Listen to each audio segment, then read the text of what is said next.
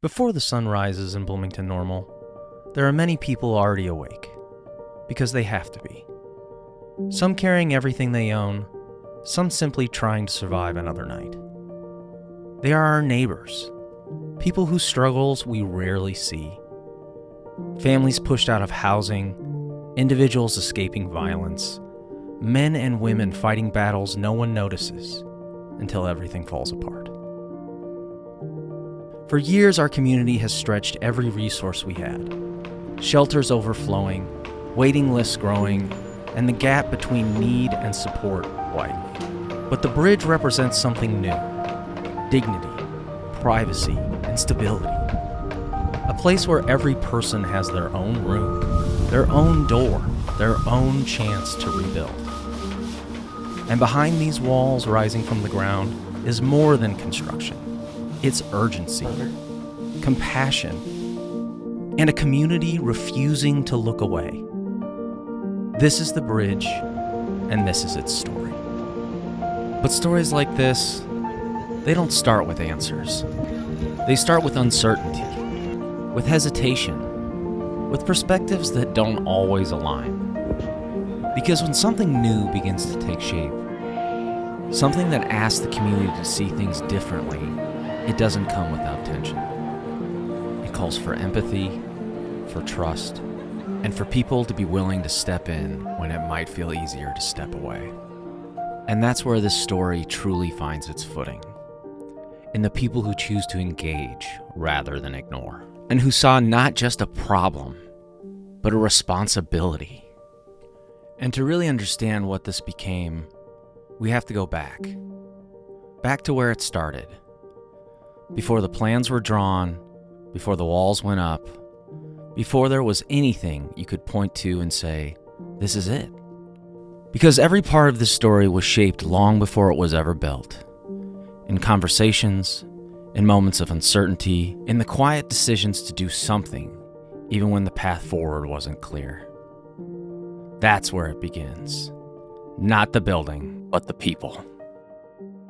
This was the day that the deadline was set for people to have to relocate to other parts of the community, other housing situations. And so what you see going on right now is a combination of Home Sweet Home, Eastview Christian Church, other entities, and a lot of volunteers, including some of the folks who've been encamped here, are helping clean up this parking lot as we disperse this encampment and people are going elsewhere.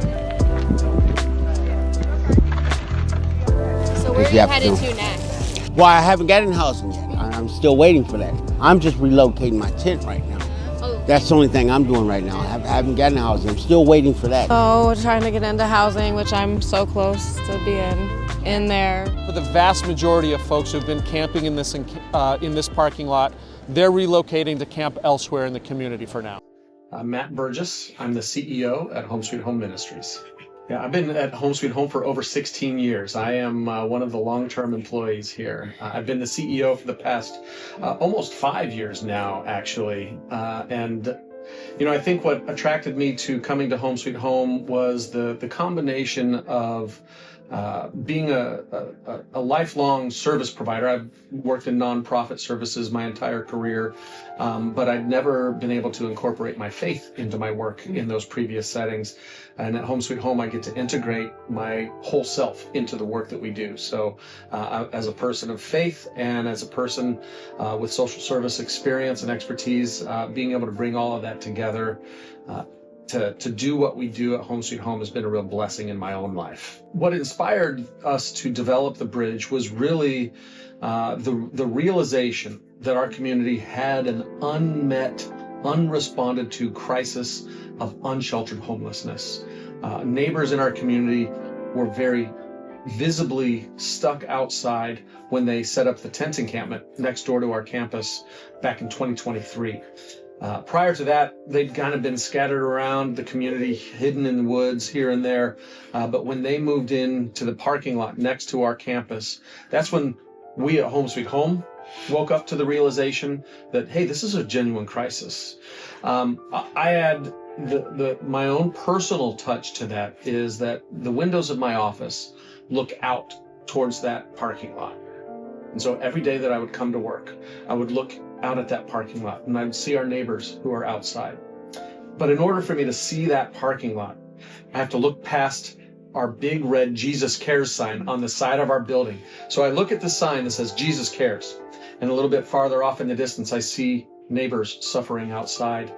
And I was really challenged to say, are we going to be serious as a Christian ministry that we show love for our neighbors? To love our neighbors as ourselves took on a whole new meaning. And so in response to that reflection and that challenge, we started to respond in a way that Home Sweet Home had never responded in our long history of serving the community.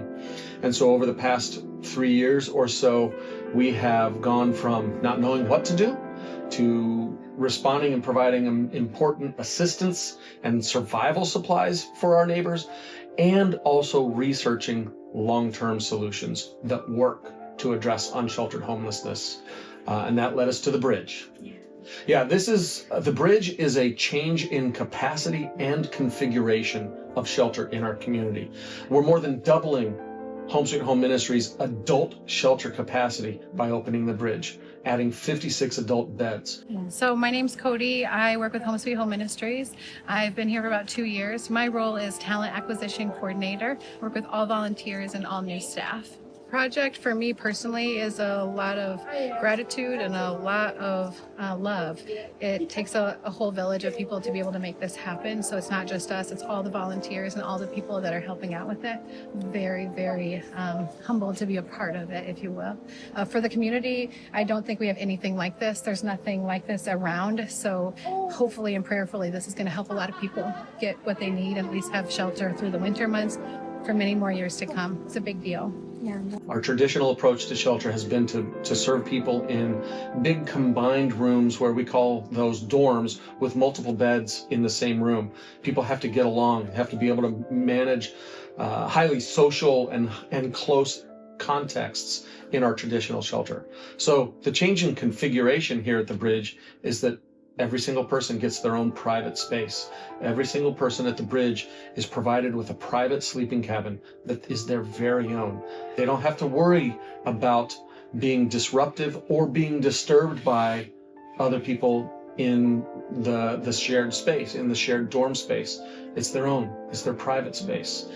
We're also able to lower barriers to shelter by doing services in this way. Some of the traditional barriers of having to be in by curfew, having to maintain perfect sobriety, not being able to bring a pet with you, having to split up households. We don't have to do that at the bridge. We're able to serve people in new ways, preserving couples in a two-person household, allowing people who have a dog with them while they're outside for safety reasons and for companionship reasons. They don't have to give that animal up to be able to come inside. And if people are struggling with their mental health and with their sobriety, they don't have to be at as high a level of functioning that they have used to be able to show in our traditional structure. We're able to meet them where they truly are and be able to bring them inside and start to move them forward towards permanent housing. Hi, my name is Sally Selegna, and I am the current president of the board of directors for Home Sweet Home Ministries. COVID seemed to really expose the affordable housing issue more so than before. It was just a perfect storm of, I think, a lot of different things that came together, where there was more people moving to our community for jobs. So rents started to increase, and as they increased, the lack of affordable housing became more and more apparent. And the fact that just there was a housing shortage in this community. Lack of affordable housing is not being addressed by the bridge, sadly, but this is at least a bridge. It's that step in between to get people off the streets, get them somewhere safe. The stories that you hear from people who are in a tent, like, it's scary to think about how vulnerable people are when they're sleeping in a tent. All their belongings are in a tent. Giving them that chance to have that step in between living on the streets and getting into affordable housing, to me, is just absolutely critical for our community. My name's Robbie Osinga. I'm Vice President of Business Development here for Catalyst Construction. I think it was maybe 2017. They started kind of saying we need more housing here in Bloomington Normal. Maybe 2019, they put out a study that said we need something like 8,700 more housing units. And I was beginning to work more and more here with Catalyst Construction and seeing if we could be helpful in bringing some of those housing units to bear. I was working through that project with the city of Bloomington and was met with quite a bit of resistance from our community, people who didn't want that project, people who didn't like that we were asking for some help from the city to make the project viable. And one night at a city council meeting, about 9 people stood up and publicly said how horrible of a human I am, and that I don't care, and that I'm out of town, which is not true, and that I'm out of touch with the needs of our community. And then one of them even sat down and whispered threats into my ear all for another hour, threatening me and my family. And I left there just absolutely shaken. One of the things that they said was that I didn't understand the needs of the affordable housing needs in our community. And I didn't understand how it worked. It all seemed really complicated. And I'd never, it's not true that I didn't care, but I wasn't informed. And so I began leaning in after that. I'm Cody Hendrick, serve on the Bloomington City Council for Ward 6, which is where the bridge project is. It encompasses downtown, parts of the west side, Franklin Park area, which is where my husband and I live. Got elected in 2023. Previously grew up in Pekin and served on the city council there for 4 years. So local government's kind of my passion and an area that I'm interested in. And then on top of that, I'm also a high school government and economics teacher out at Olympia High School and been out there for 8 years. Been an educator for 11 years. Pretty much right after I got elected in 2023, we had the situation where we saw more and more individuals that were unhoused, and we started to see the situation with the tents being set up in the parking lot near Eastview, the community center, and the Home Sweet Home facility. And so Matt Burgess reached out to me. I had residents reach out to me. And really got to connect, especially with Matt, and talk about, what sort of solutions do we have? Where are we lacking? My biggest thing was advocating for, individuals who are pushed to the margins, like the unhoused, advocating for work being done by Home Sweet Home Ministries and others, and really communicating with individuals who live around this area that positive things could come from this particular project, because an easy thing would be to throw your hands up and say, I don't know, we don't have a solution. Look, it's everywhere across the state and across the country. But the more difficult solution was, what Home Sweet Home did and making sure that the community was on board with that decision. 2 things that gave me a tremendous amount of hope through this process. The first I will say is the voices of the next generation.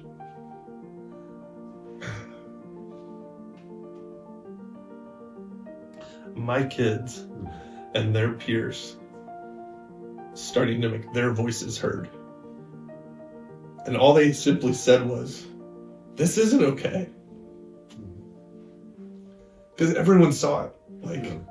You're driving down Main Street, you're coming up to AutoZone and Monocle's and Casey's there by the aqueduct, and they're saying, what?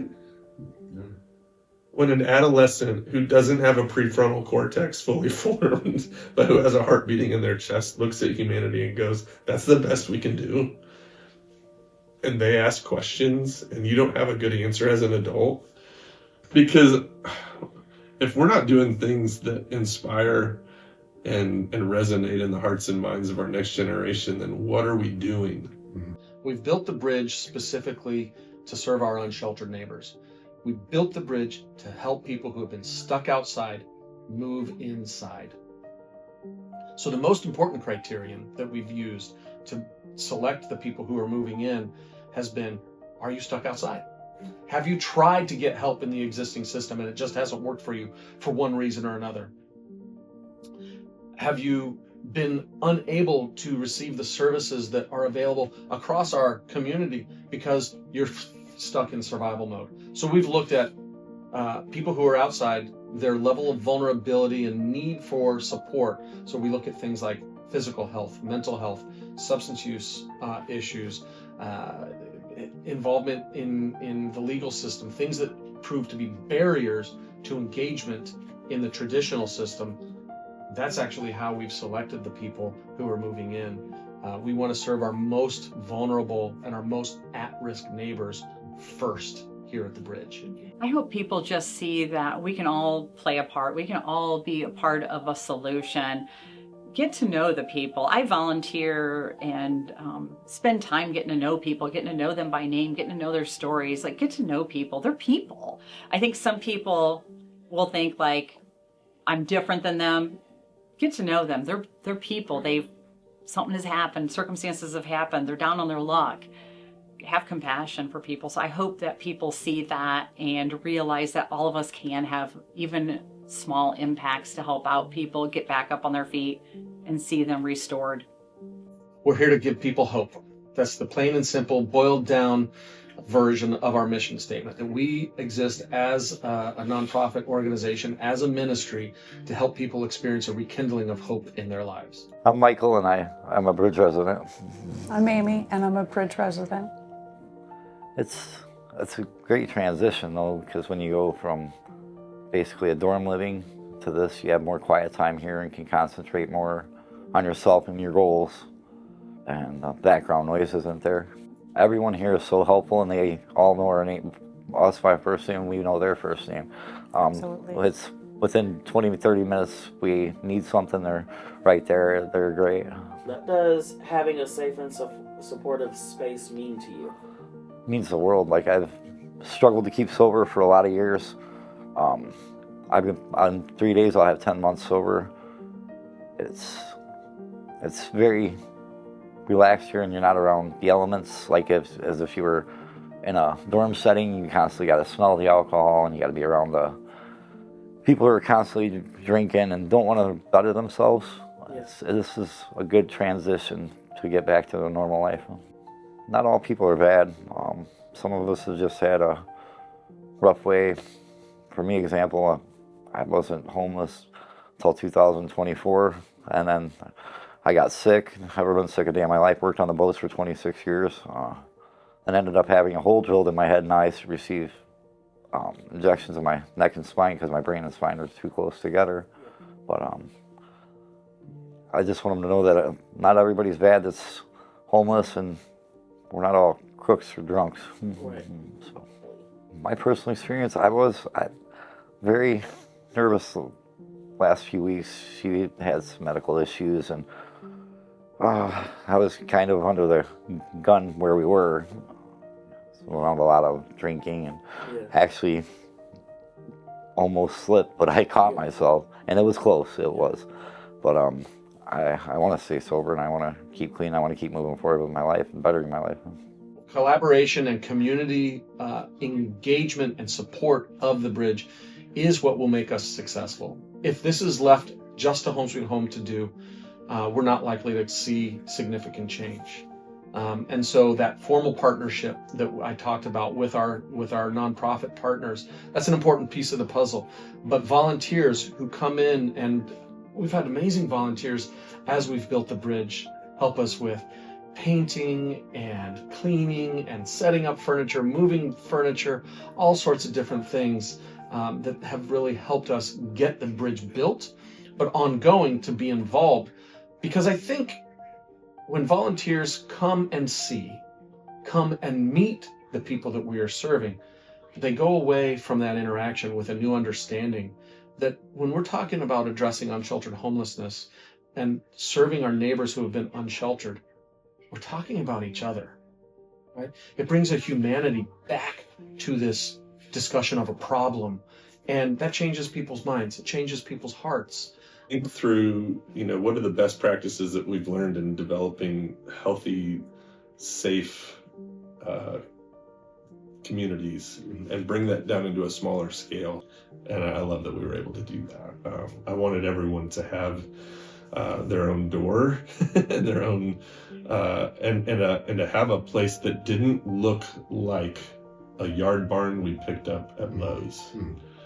I wanted to have a different roof line, and I wanted it to have color, and I wanted it to have a sense of this is something made for me, not some leftover. I wanted it to feel intentional. in its design.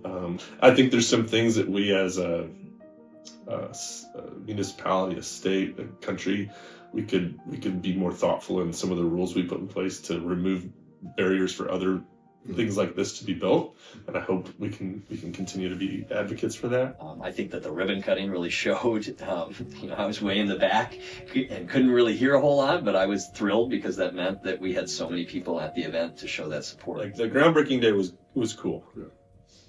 The ribbon cutting day, I was thinking I was getting there early to be helpful. I'm coming around the corner. I work 3 blocks from me at this location. I'm coming around the corner and I'm like, oh, I should have parked this. I should have kept my parking spot back in my office. People were filling up every parking spot and beyond, and we're coming and going, and we're shuttling people in. And I'm walking around and I'm seeing friends and neighbors of mine who are from this denomination and that denomination, from this organization and from that organization, from this economic standard and this economic standard, and city officials and county officials and down to business owners. And it was beautiful. And again, all the Facebook comments just kind of went away, and it's like, what those comments don't show you is how many people are for it. What kind of message would you have to someone else who's navigating homeless, who might be apprehensive of coming to a place like this? Don't give up. There's help out there. You just have to hold your hand out and take it. And if you really want it, come get it, because it's here. The resources are here and the people are great. I would just like to thank them for everything they've done, and they have been a blessing from God. We thank the Lord every day we're here and safe, sober. Most definitely. People often wonder, do miracles happen? Like, are people really? Are we really even a community, or are we just a bunch of individuals? And from where I sit, it's miraculous, man. As we come to the end of this journey, we're reminded that a true community is more than just a collection of individuals. It's a tapestry woven from countless acts of hope, compassion, and belief.